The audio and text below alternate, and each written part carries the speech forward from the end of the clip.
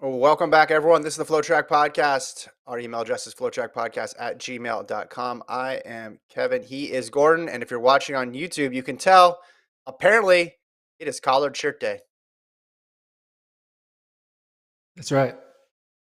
Did you get the memo? Send it out. Collared shirt day. I did this without coordinating, although I hear you have a whole new wardrobe. I do. I went shopping on Sunday. Got all new clothes. Went to all the places. Calvin Klein, Express. I went to Armani Exchange. I've never even been in that store. But I got new clothes. So no more Bud Light t-shirts for me. So it's good. It's a good change. So Fashion but forward Gordon. Who are you wearing today? this is just American Eagle. Just American Eagle. Don't downplay that. Well, my shorts are Calvin Klein.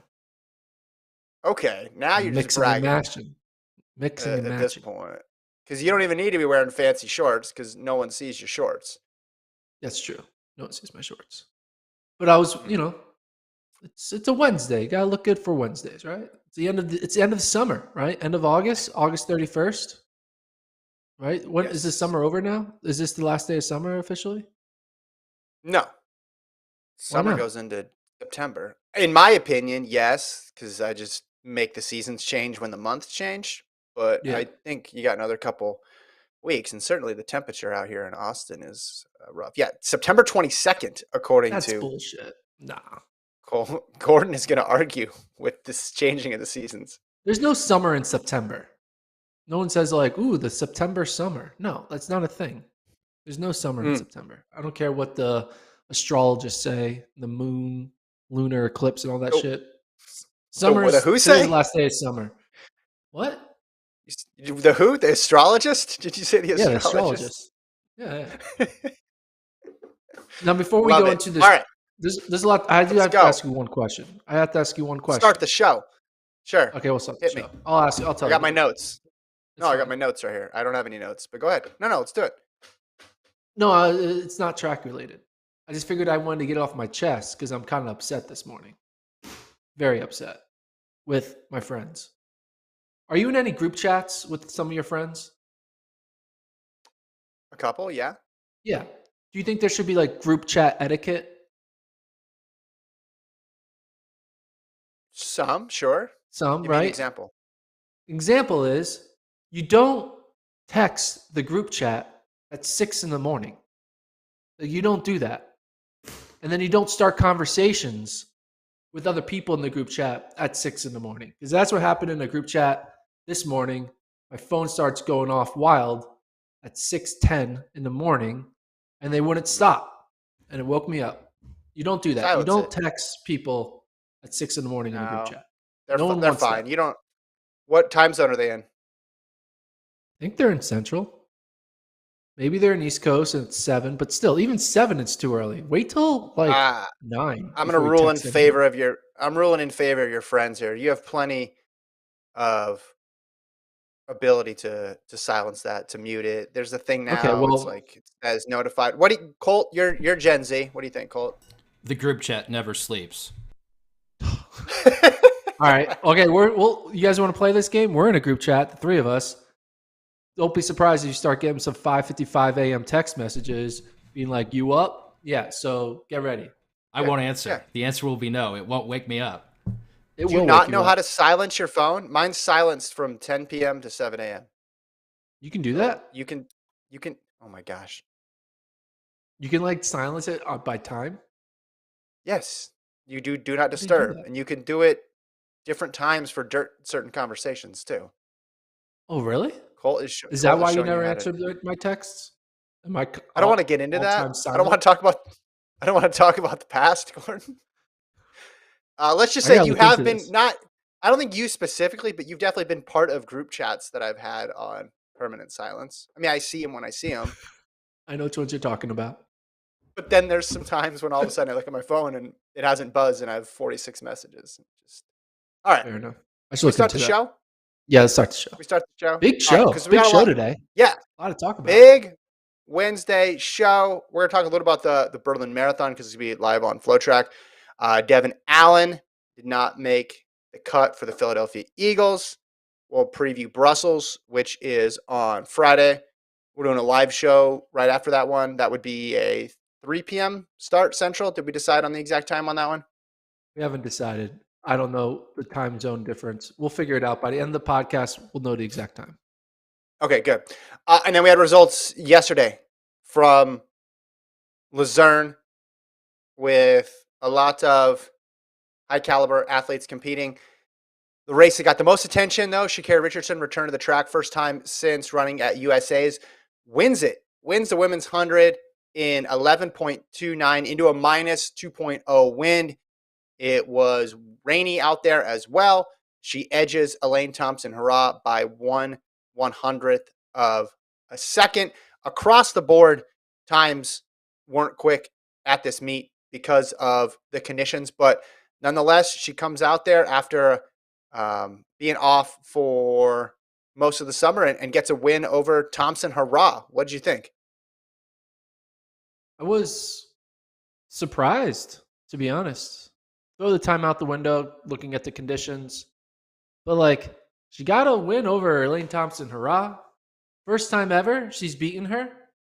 Albeit it was only by 0.01. It was a very close win. But a win's a win, and it shows that Sha'Carri didn't really, obviously, the disappointment of USA's. But if you take away her USA performance, she was having a really good year.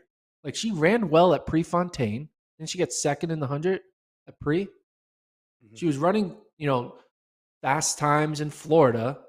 So, again, if you take out just her trials day, she was one of the top 10 runners in the world. Maybe even top 6 or something like that. She just, for some reason, wasn't on her best performance that weekend in Eugene. So the performance may be a little bit surprising, but it's kind of not, because she wasn't a flash in the pan. She's run multiple fast times, many times. She ran well at Pre, and this is kind of what you would expect. Elaine Thompson-Herah is not the same Elaine Thompson-Herah from last year. We know that. But Elaine still is, a world medalist this year. She got third, right? She got third in the 100? Mm-hmm. She's third, right? Yeah. Yep. So a win's a win. And then I was doing some thinking, like, obviously we know Jamaica women, the big three, those are the ones who are the Taj Mahal of women's sprinting right now.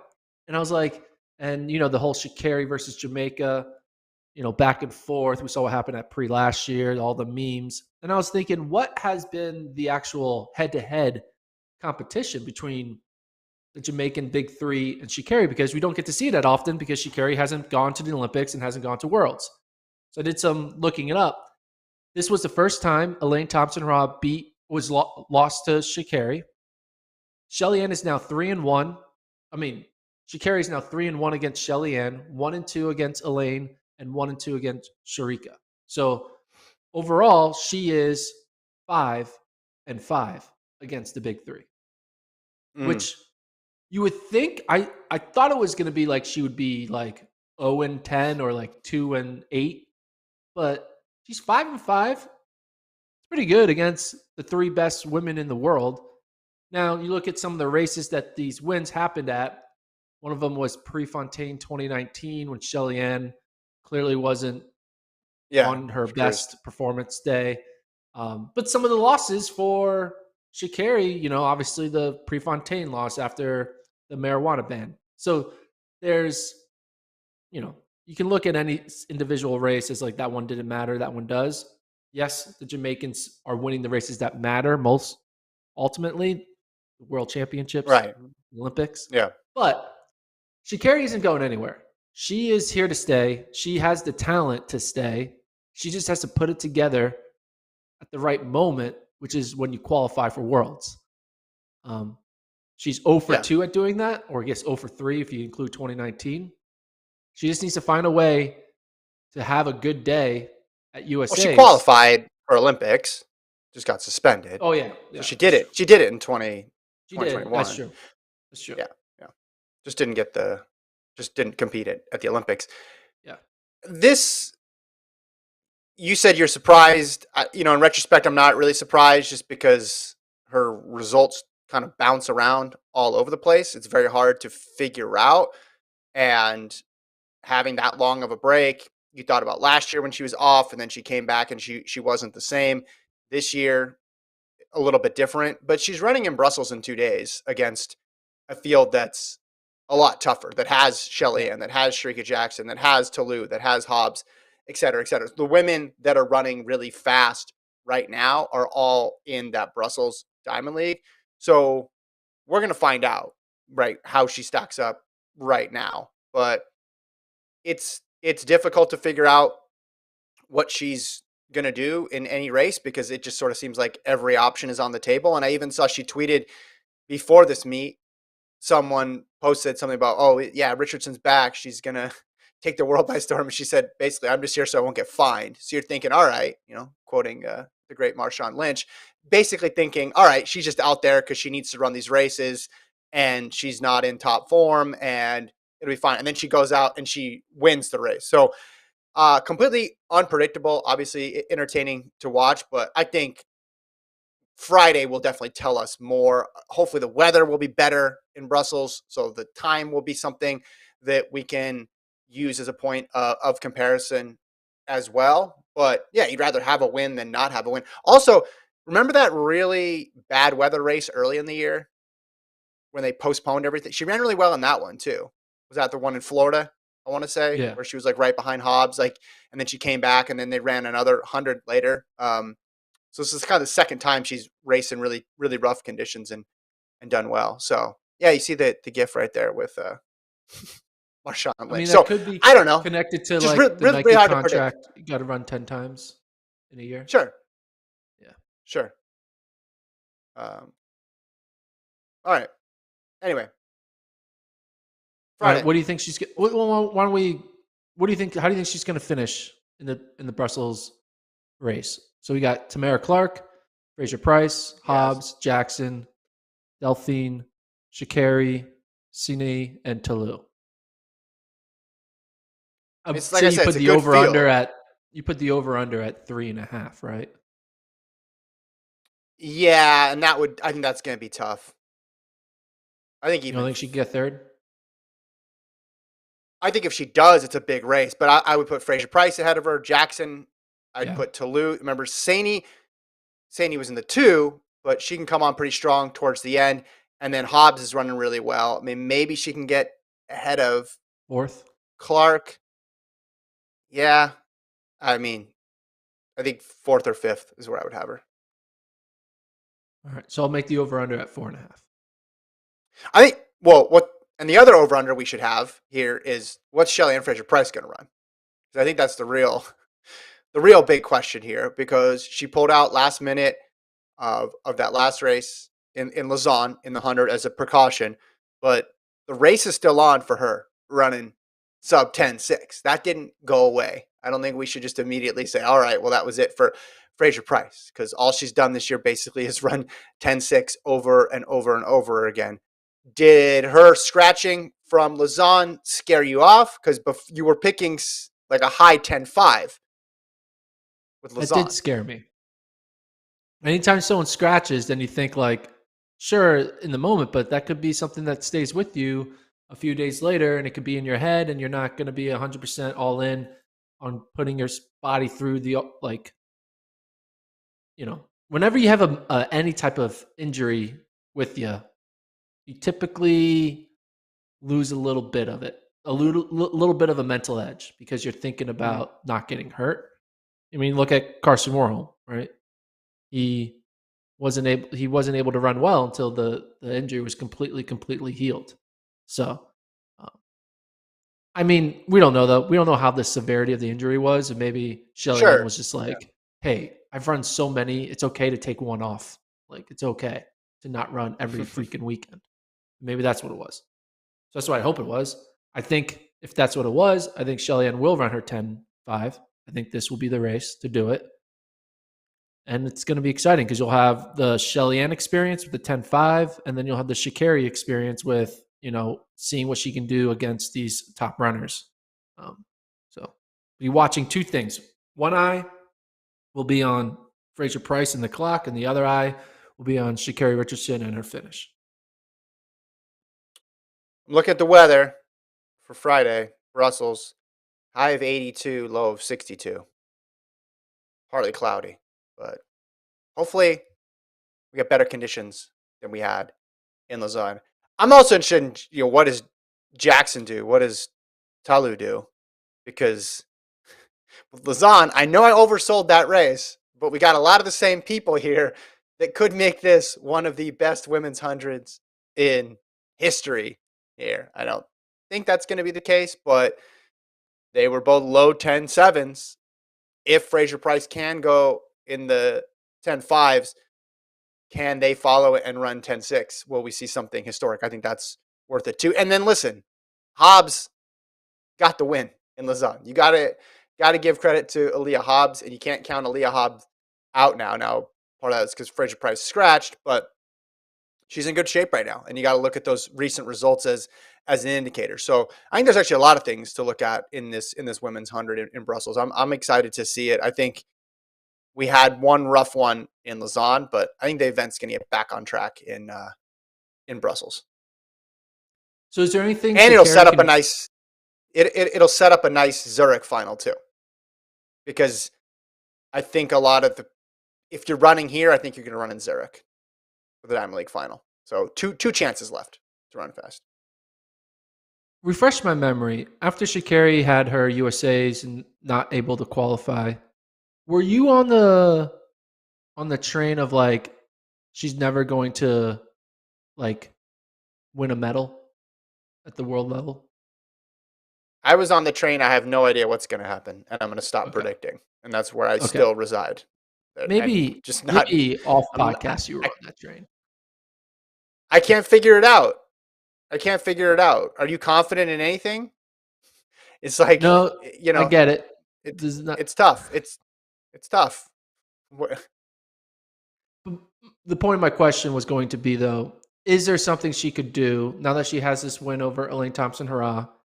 If 2 days later she gets second in this Diamond League race and runs like 10.8 getting second, will that make you think that she is a legitimate 2023 contender? Over Fraser Price? No. Contender to medal. Contender to medal. Oh, yeah. Yeah, if she runs 10.8 and gets second and beats all those other women, yeah, I think she's capable of medaling. Yeah. Okay. So that's that's the standard? That's the Kevin standard?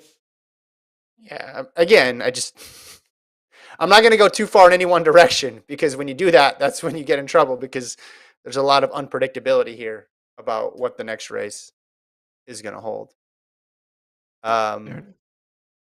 Do you want to talk more about Luzerne, or did you want to move on to Brussels? The times were rough in Luzerne because of the weather. You could look at results like Tia Jones beats Camacho Quinn. I thought that was obviously a great run for Jones, and then you had Bracey over Omanyala in a squeaker in the men's 100.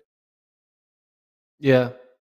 No, the results overall from this meet and the meet that was live on FloTrack, you can watch the replay from Italy, that Continental Tour. The times were also similar. I mean, Twanisha Terry did run 11.0, winning her 100. Kendall Williams won his 100, not that fast of a time. This is weird. All these races, kind of pre-final Diamond League races, have been a little subpar. I mean, Knighton ran 10.26. Yeah. Yeah. Well, the weather's tough. All right. I think tough. We wait for Brussels. Wait for Brussels. When in doubt, wait for Brussels. That's the saying that everybody says. Speaking of Knighton, he's going to be in that 200 in Brussels. Joseph Fonbele will be there. Mena of Cuba, who ran 19.6 this year. Ogando, Dominican Republic, ran really well at Worlds. Richards, who's run 19.8. No Noah Lyles, though. But I'm wondering if we're going to see a last couple meet resurgence from Ari Knighton, or if he's kind of peaked for 2022. I think he's peaked for 2022. And I think he should be very proud of his peak. His peak was being a Got a medalist medal. and Yeah. running 19.4. But yeah, I think he needs to. I mean, he doesn't. You can do it. He's going to continue the rest of the season, make the Diamond League final, and see what he can do there. But yeah, he needs to kind of reset and get ready for Yeah.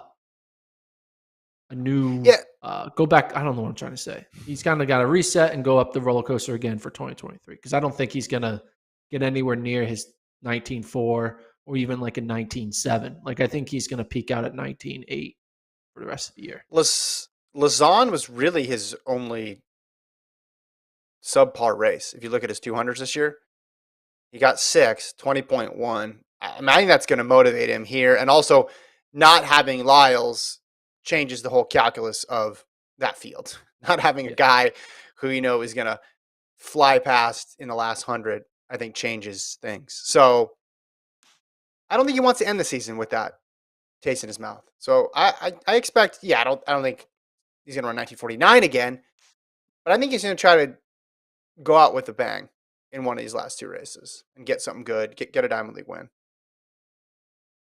Yeah, I mean, he is so talented. He's so young. Like, we don't even know what he's actually going to become. Like, it's still a very unknown. And I guess we have to wait. I mean, when do you think we'll actually see peak Knighton? What year? What year? I was going to give you a specific day, but if you want to be as broad as year, then that's a little tough. But like, is actual peak Knighton not going to be till 2028 in LA? No. I mean, if that's true, he had a great career. If he does not hit his peak until 2028, he's an all-timer at that 2028, point. He'll be 26. Yeah. But I think his clock just starts pretty early. And Bolt how old is Lyles right now? Lyles is 25, isn't he? Yeah. So you could argue Lyles is in his current peak, 25, 26. Like, I think Knighton. Yeah, but we still have 6 years before we see what he's going to become. Sure. Knighton a little bit ahead of Lyles, though, correct? I mean, making Olympic teams before his high school years are complete, running the 1949. So I think his time started a little bit before. And listen, but I said he'd become an all-timer, and Lyles is obviously an all-timer too. So I would guess it'd be a little bit earlier than that, like 2025, 2026. But then how long can you sustain the peak too? That's the other part of it. It's not just when you get to it, it's how long can you stay at it. Because, all right, look at Bolt's career. Let's just use Bolt as a comparison. His fastest times were in 2009. But I don't think anybody would say like 2012, 2013, Bolt weren't like still at the top of his game, winning by huge margins. Yeah. And then even when the time started to slow a little bit, you're just like, all right, he's still Bolt. And then we were spoiled because we'd see a 9.7 and it'd be like, all right, whatever, 9.7. He's done that a whole bunch of times. It wasn't until like the very end when you're like, all right, now he's on the other side of it. And then it just went down like real quick. And then that was it. But I mean, I think Knighton could be like that, where Knighton could be like, 19.4. We've seen those all the time. Like, I can see Knighton running 19.4 in 2030 and everyone being like, oh, okay. Well, but if he runs 19.4 for a long time, he can win gold medals. Yeah. Until Lyles. Like, he doesn't. Right. But eventually, Lyles would be gone. Yeah. And that time is good enough. Even sustaining where he's at right now, or maybe even getting just a fraction better, could yield a whole bunch of medals and a great career. So when you hit your peak versus how long you stay at your peak, I think are both important questions. But I would say, if it's 2028, that's big for him. I would think sooner. I'll go 2025. That's okay. That's a big difference. I know it's a big difference, but I'm going with it. I mean, if he's 18, 19 right now, he just turned 19, right? So it's when he's 22 is his peak? Well, so it's when he's Sorry. 21? 18. Yeah. It just seems like 21 is so young for his peak. Yeah, you're right. You're know. right. But that's just my feeling. And I could be off. There are these athletes who they have prolonged careers and they're able to stay at the top for a while. Checking in the chat. People want to talk about Dalil Muhammad. Let's go back to Luzerne. Let's do that. Let's do what the chat asks. Chat controlled podcast. Yes, exactly.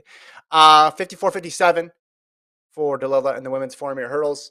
I mean, a good bounce back after Lausanne. We had talked about it in Lausanne. Looked like she was just going after Femke Bol, going for the win there. And then after 300, struggled down the home stretch, which is a rare sight for Muhammad, but gets the victory here.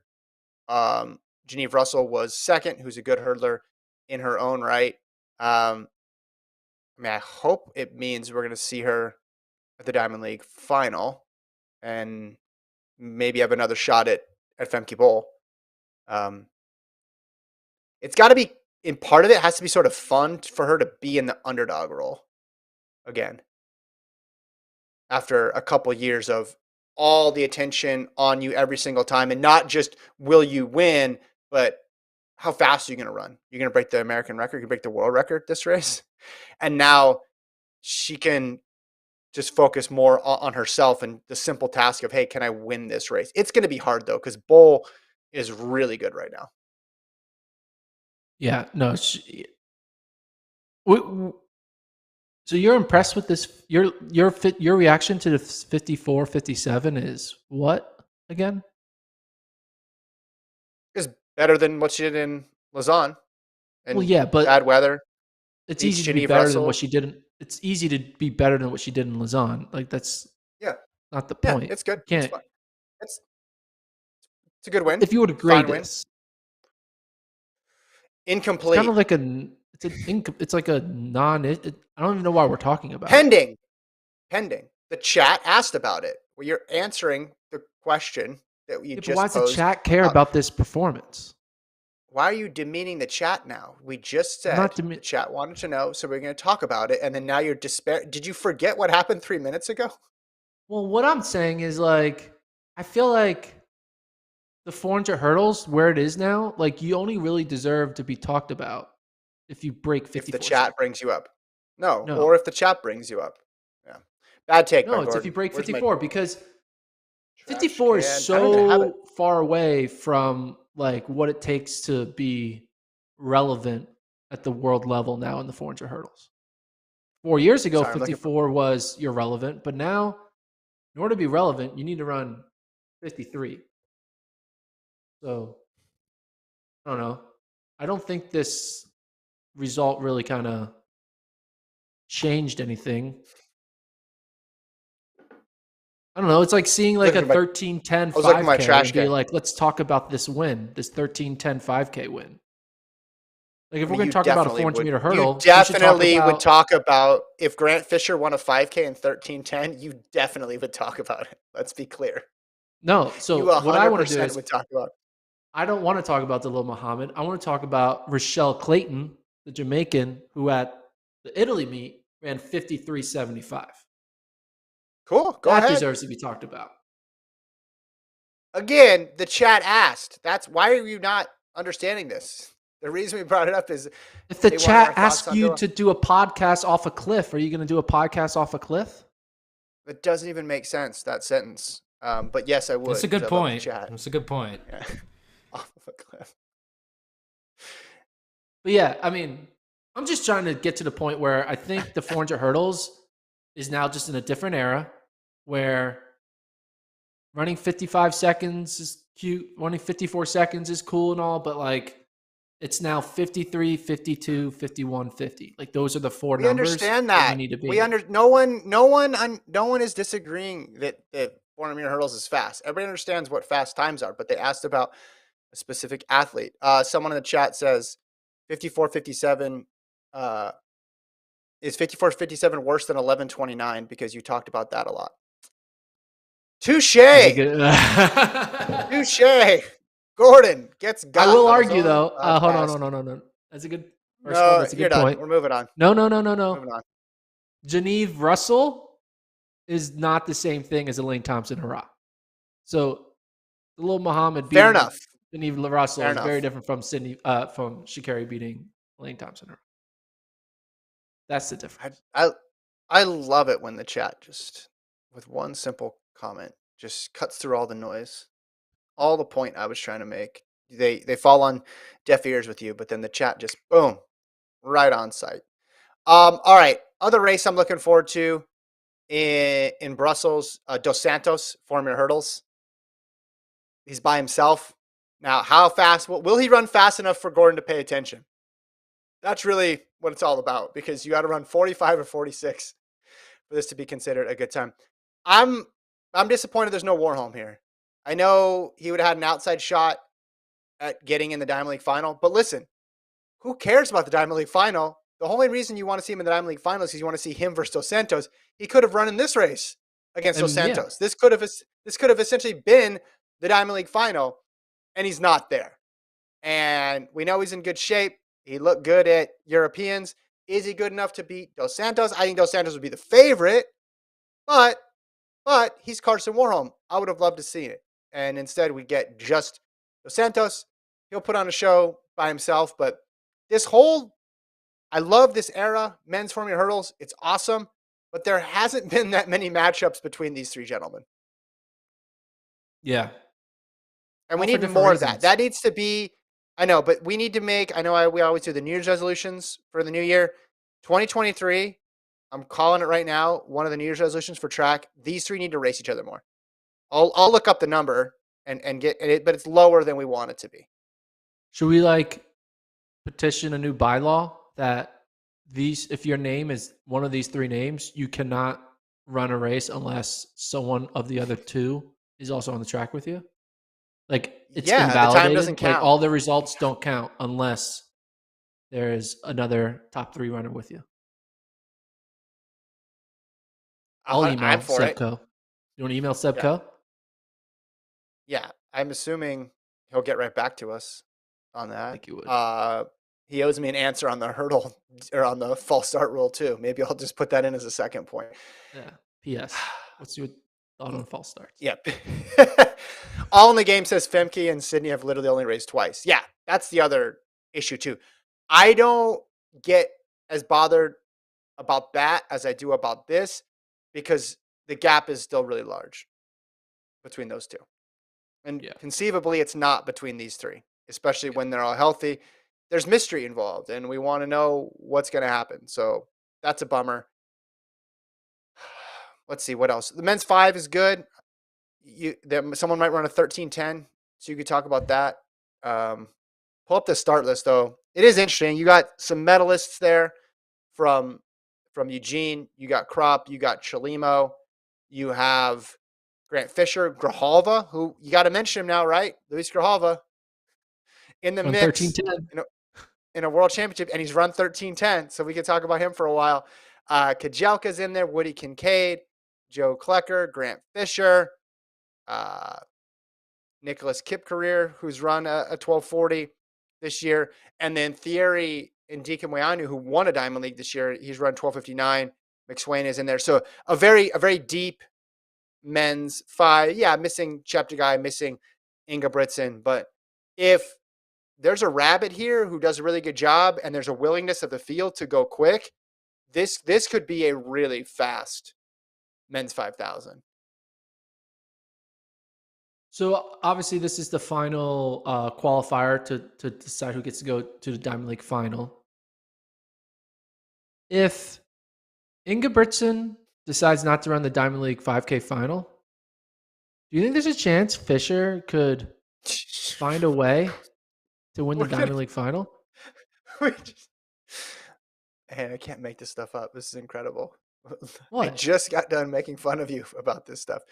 Is there a way that Fisher could win the Diamond League final? Yes. Yeah. There's a way he could Because win I don't it. think what's his name? I don't think Cheptegei's going to run it because he's doing the Great North run. I don't think Kiplimo's going to run it. So you take the 2 Ugandans out. I think the Kenyans are beatable. You take out Ingebrigtsen. I think anything can happen. No.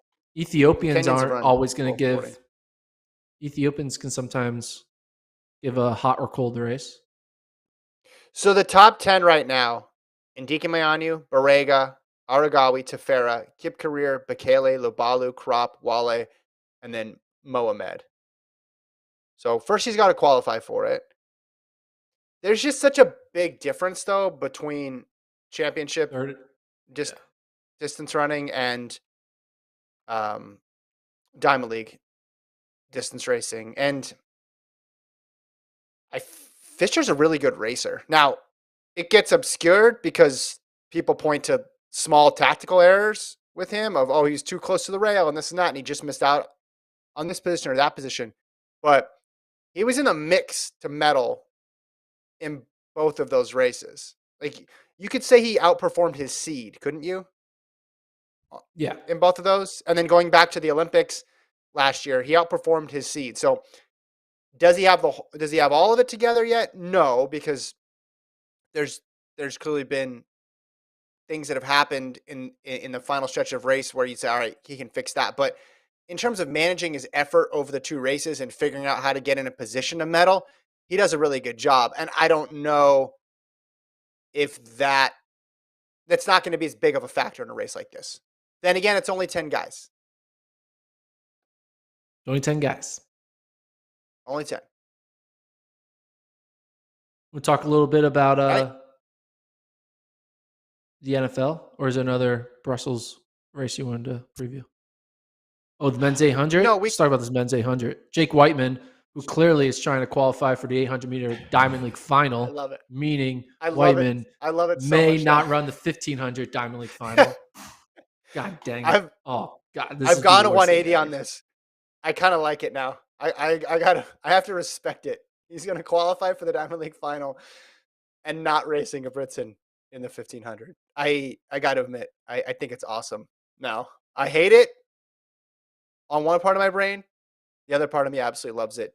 Women's 15, there's no Kipyegon, so that's a bummer, but you have Laura Muir in there. And then the Americans will be represented by McLean, Johnson.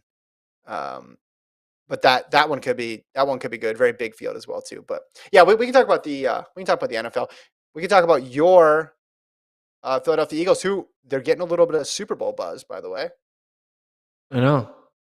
But me and my brother are thinking about each going in, putting like $3,000 on them to win the Super Bowl. And if we do that, we'd win like $1 million. Might work. Why not? Each of you are putting in 3,000 in? No way. What do you mean, no way? My brother has called me the 3 Eagles? times in the past 2 weeks. Be like, yo, do you want to do it? You want to do it? Why do the Eagles have Super Bowl buzz? There's no reason for that, is there? Yeah, they're good. They have a great defense. They have great offense. Who's the quarterback? Hurts? They have a second-year quarterback. I mean, he's good, but okay. Well, he's played for 2. Yeah. If you won $1 million, how many polo shirts would you buy? I don't know. I'll probably buy a lot. But yeah, I'm thinking about it. But let's get off the topic of that. The main topic is Devin Allen gets cut by the Eagles. I've been following this because I'm an Eagles fan. I've been listening to like the Eagles podcast and stuff like that. And in the beginning of the training camp, Devin Allen really wasn't doing much. But as time went along, there was more and more buzz about him. Obviously, there was that touchdown that he did in the second game.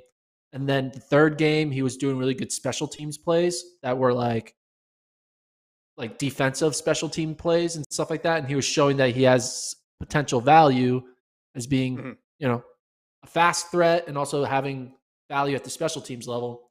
And everyone said that the reason he got cut was because the Eagles had another wide receiver, Jalen Reagor, who if they were to cut him instead, they would have to eat $7 million. And And they didn't want to do that because salary cap rules. So there's a good chance I think Devin Allen will make the practice squad. And if you're on the practice squad, any given week when there's an injury, you'll get called up. So I think he's not officially out of the NFL. Like, I think someone's going to pick him up to be on a practice squad. So it sounds weird now, but within the next 24, 48 hours, he's going to be on a practice squad either with the Eagles or with another team. And his NFL journey is not over. It's actually far from over. So it's really hard to make the 53-man roster, especially as an undrafted free agent. So we'll see. But he'll make a practice squad in the next 24, 48 hours. How really disappointed were you personally as an Eagles fan? How disappointed were you? I was disappointed. I really wanted him to be on 53, but it makes sense. If you're the GM of the Eagles, you can't waste $7 million of tax space on Devin Allen. Like, you just can't do that. It doesn't work that way. So you put him in the practice squad, which is what's going to happen. And then he gets even more time, more reps. And then once that $7 million is done for next year, then he gets called up to be on the 53-man roster in 2023. I mean, there's a chance if Devin Allen is in the practice squad and like has a couple of good games, gets called up, there's a chance Devin Allen could just not come back to track. Well, I think the reverse is true, though. I think it became more likely that he'd come back to track after this. He said he's coming back. Yeah, I know he says. He said, but I think the fact that, listen, I don't think anybody thought right away he's going to become a superstar. But in the world where that happened, him coming back to track, you totally understand. Okay, well, I just signed an actual contract. I don't want to risk getting hurt. I'm not going to do track until I'm like completely done with football. Yeah. This, I think, is more analogous to the other track football player crossovers that we've seen recently, like a Bracey, where it's like you're kind of waiting around, you're on a practice squad, and then you get, you're able to make a little bit of progress, but then ultimately you're going to find your way back to the track. And I think that's where we're at with him. Yeah, but I mean, maybe I'm wrong, but I honestly think his realistic goal was, in order to make the NFL, it's not about making the opening day 53-man roster. It's about making the opening day practice squad roster. And then as months go by, you get more opportunity. And then you make the opening day 53-man roster in year 2. Where he is, it's like, it's not realistic for undrafted free agents to make opening day for 53-man rosters, especially 27-year-old free agents. Right.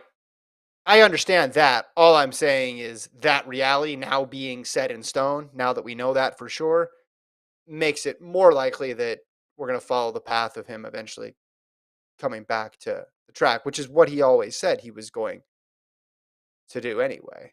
But he's going to score one touchdown, 0.1% chance. That's a good prediction. The 1 in a million or whatever chance that he got signed and became a superstar, I think would have made it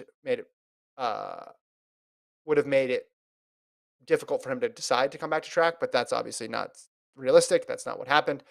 I also think with these athletes, they're so competitive too. A couple years of this, he's probably thinking, like, it probably makes him want to get back to the track even more. Of like, hey, I'm in the prime of my athletic career. I want to make sure my talents are getting seen, whether or not that's in football or on the track. So I think this is progressing pretty much to the average. I just think everyone, including us, probably got carried away when we saw him get signed, that he was just going to be like lining up in the slot on week 1 and like catching touchdown passes from Jalen Hurts. But it's tough. It's just in the same way, if someone went back to track, we wouldn't be like, hey, yeah, first year, they'll run 9.9. Yeah. Maybe make the relay team. It's like, no, it doesn't work that way. Anthony in the chat says, does Devin still get paid? How does that work? If he gets paid, he can return to track instead of getting concussions. What about the payment? Yeah, so you still get paid. I'm trying to figure out what the typical practice squad payment was last year. So typically practice squad guys get around 50 to 207,000 for 18 weeks. 150K. Oh, I'm seeing on Google, I'm seeing 207K for 18 weeks. Yeah. So, okay. Yeah. So it depends on how many 207K divided by 18. So about $12,000, a little under Yeah. $12,000 per week as you're on it. So, yeah. Which, if you're on it, if you stay on it and you're good, I mean, that's a healthy You get salary picked up by for another team? 18. You get picked up. So what happens is if the team really likes you, they protect you and they don't let you get picked up. But you only get picked up to be on another team's 53-man roster. You can't get picked up to be on another team's practice squad. So if he gets picked up, that means he's going. That's good. It's a good thing. And then what's the minimum contract in the NFL? Oh, it's like, I can tell you. It's like 600 to, it's like 800, 700,000. 700. So that's a big 5,000. difference. Yeah. Yeah. Hey, make it rain. Yeah. Everybody be watching. Most anticipated practice squad potential call up in track and field history, I'll say. I mean, I'll be following it. I'll keep you guys updated.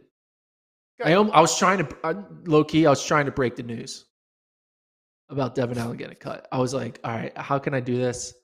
But then I was like, there's no way I'm going to find this out. So I decided to not break the news. But I wanted to be a beat reporter for a hot minute. Yeah, you weren't physically there, which was tough. No. So then I just waited for. That'd be cool.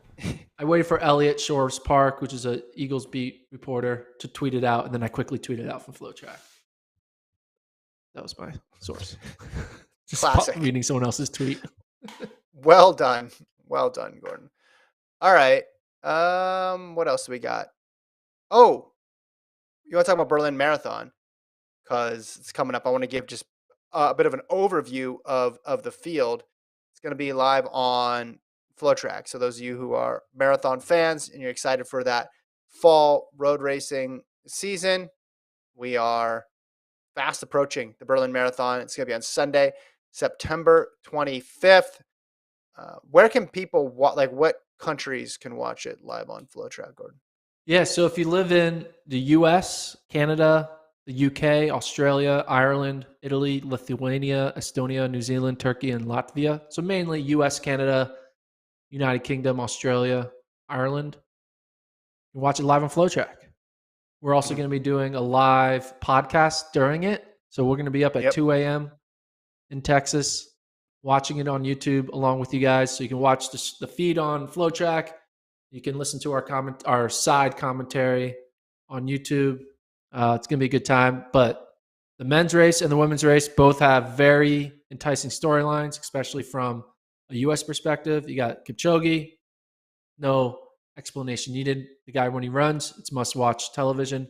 And then on the women's side, you have Sarah Hall and Kira D'Amato, who going for the American record. We saw what they did at the Houston Marathon earlier this year. So they're running it back and see if they're both in the same race this time. Because I think it was Kira was in the full and Sarah was in the half.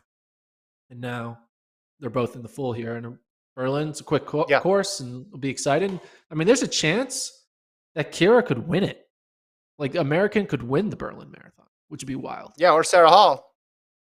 You look at the women's field. D'Amato has the top seed time. The 2:19.12 is the top seed time, and then Sarah Hall is down there with the sixth best seed time. But there's nobody in the 2:18s or 2:17s.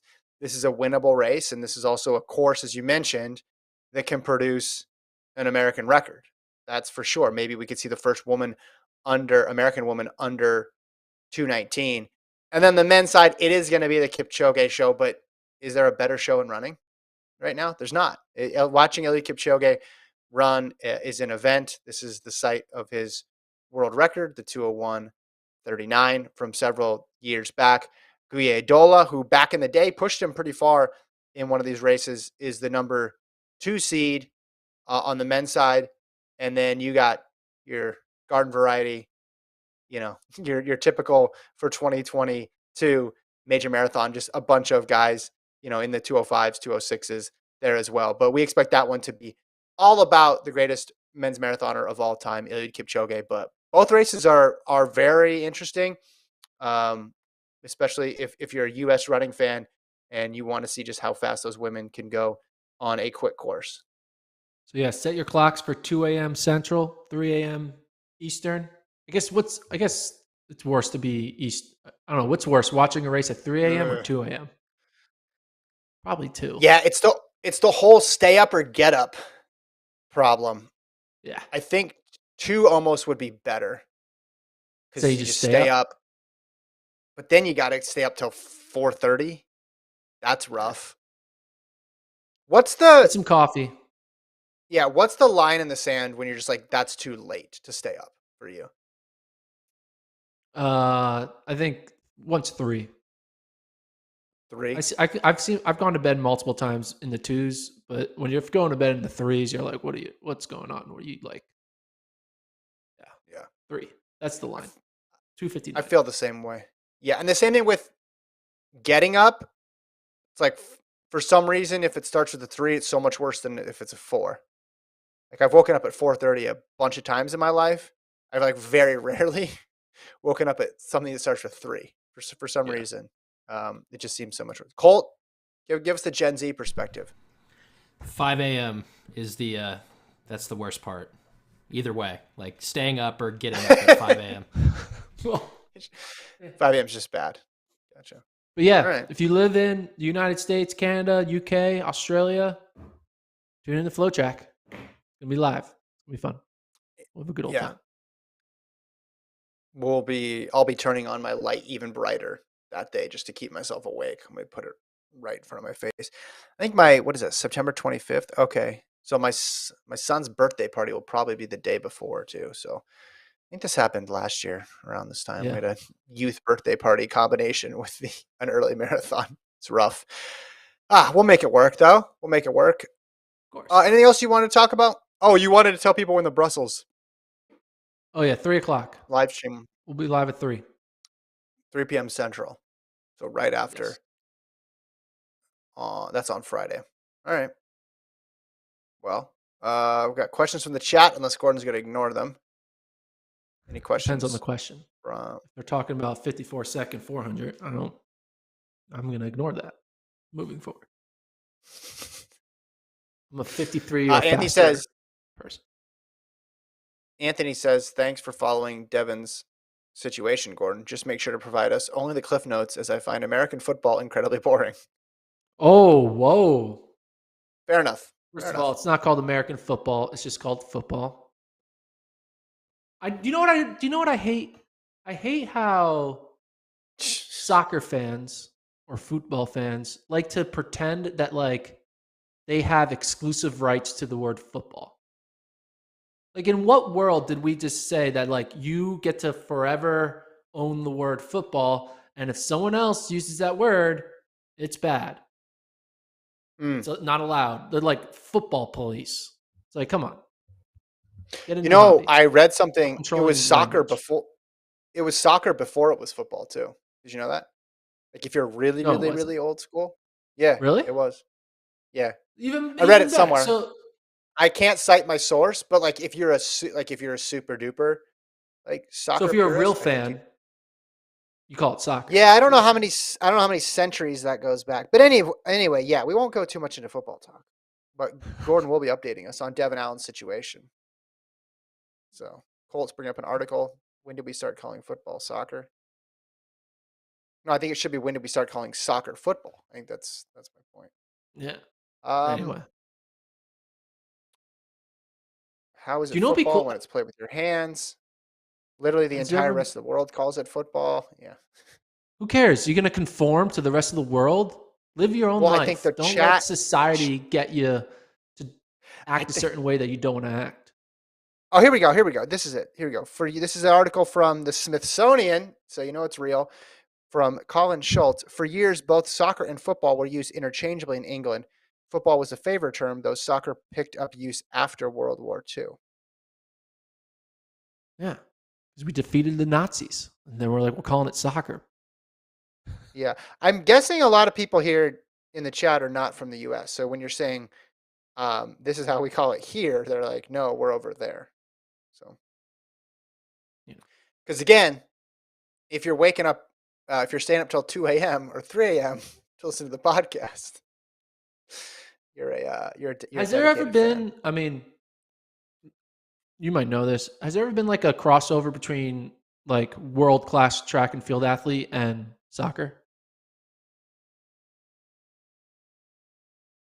World-class track athlete and soccer. Abby Didn't Bolt Steiner play plays soccer? Bolt played soccer like super Yeah, young. but that was didn't like fake. That was a fake thing. That was just a marketing ploy.